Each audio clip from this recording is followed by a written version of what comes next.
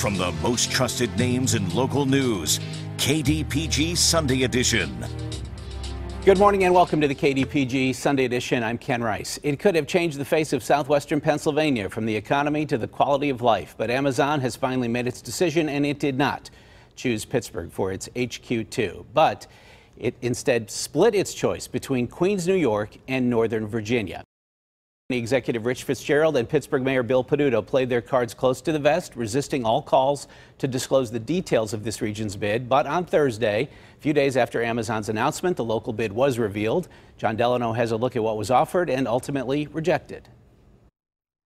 Local officials released their Amazon HQ2 proposal, emphasizing zero cost to local taxpayers. Zero.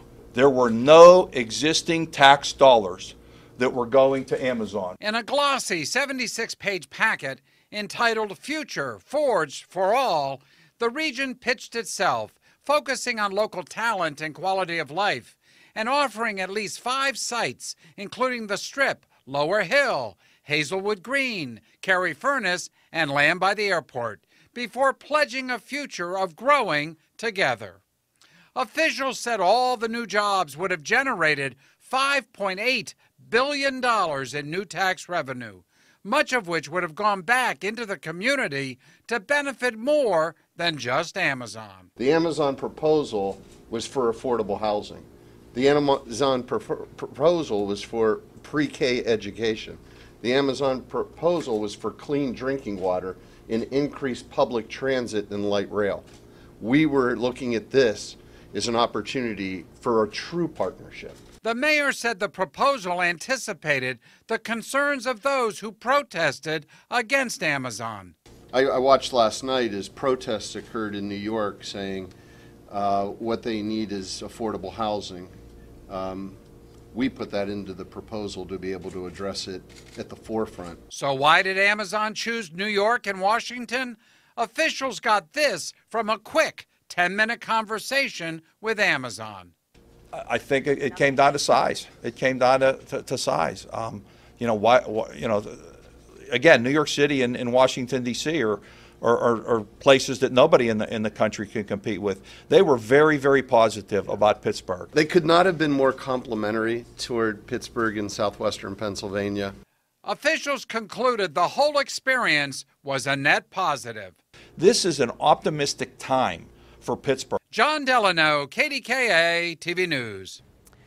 Pittsburgh also missed out on a smaller 5,000-person operations facility that's going to Nashville. So how did the bidding process affect this area, our view of ourselves, and our goals for the future? We're going to talk about that this morning. We're also going to reflect on the massacre at the Tree of Life Synagogue and life in Squirrel Hill now 3 weeks after the tragedy. Our guests, Allegheny County Executive Rich Fitzgerald and Pittsburgh Mayor Bill Peduto. David Shribman is away this week. We welcome back Jim Iovino, Deputy Managing Editor of the Post-Gazette. Jim, nice to have you back. Gentlemen, welcome to both of you. I know it's been a trying time on many counts. We'll start with Amazon. And now that we know their choice, I wonder where what your mindsets were. Had something happened or not happened in the last few months or weeks that led you to believe we still had a chance? Like, were your hopes still high up until this past week? I would say that the phone still wasn't ringing and they still weren't a-calling. I mean, it was, you would think that if there was going to be the negotiation on the proposals that we had made to them, that there would be an extended period of back and forth conversations. And sometime around August, you start thinking, well, when are they going to pull that trigger? And because they said they would make a decision this year, you knew time was getting short. We did, and again, I still reflect on the fact that this was a very positive experience for this region. To make the top 20, the only older industrial city that, like we were for back in the 80s and 90s, to make this list was pretty important. And the fact that we played at this level says a lot about Pittsburgh and where we're going as an economy. New York City is the nation's financial capital. Washington, D.C. is obviously the governmental capital. We don't have that, nor could we, or we're going to have. I think Amazon also, because of some of the political climate that changed over the last year, they were getting attacked by the president, by Bernie Sanders. So you got in the right and the left giving them hits. You've got the protests that occurred around City Council in Seattle over some of the things that they were willing to do. I think they felt like going into a bigger place that they would blend in rather than stick out in a place like Pittsburgh, Columbus, Indianapolis, where I think the politics entered into some of their decision making. So you guys took a lot of heat for not releasing the bid. There were calls, there were court cases. You appealed at each juncture saying this has to remain I'm going to secret. interrupt you. We did not take a lot of heat. This was a media thing. Okay, when Bill and I went out to took heat from the Post-Gazette when Bill and I exactly, I'll limit it to that. When Bill and I went out to places, they were like, we want to win, right. And they knew the best chance of winning was to not reveal our cards. Like the Steelers don't give out their playbook when they're getting ready to play the Ravens. All right. So was Amazon welcoming amendments or improvements to the bid after the bids were submitted? No, there was no conversation. I mean, they came in on a site visit that we were a part of in order to be able to show them the 5 locations. And that was about 24 hours of visit.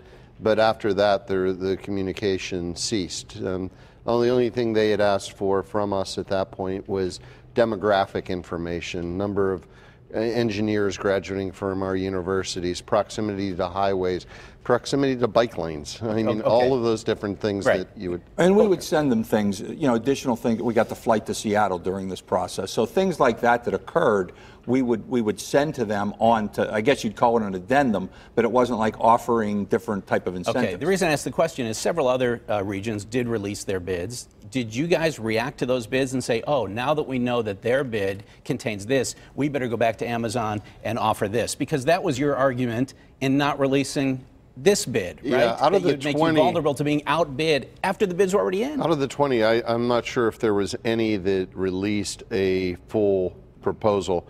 The parts that were redacted out of those proposals was mainly the special sauce of what they were offering that could make a proposal different.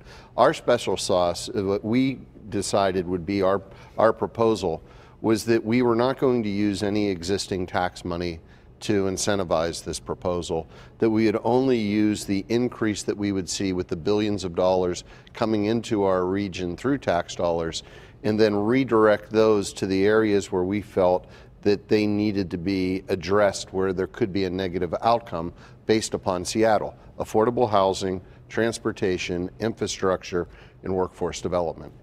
Yeah, the last part of their announcement with Nashville and the operations center, were you surprised by that at all? And kind of, did that get you thinking, like, what didn't we have that something like somewhere like a Nashville? We knew nothing about that. Was a surprise. Yeah. I mean, the whole thing they had said 50,000 one place, HQ2. They split it up. That was something we started to hear in media reports toward the end.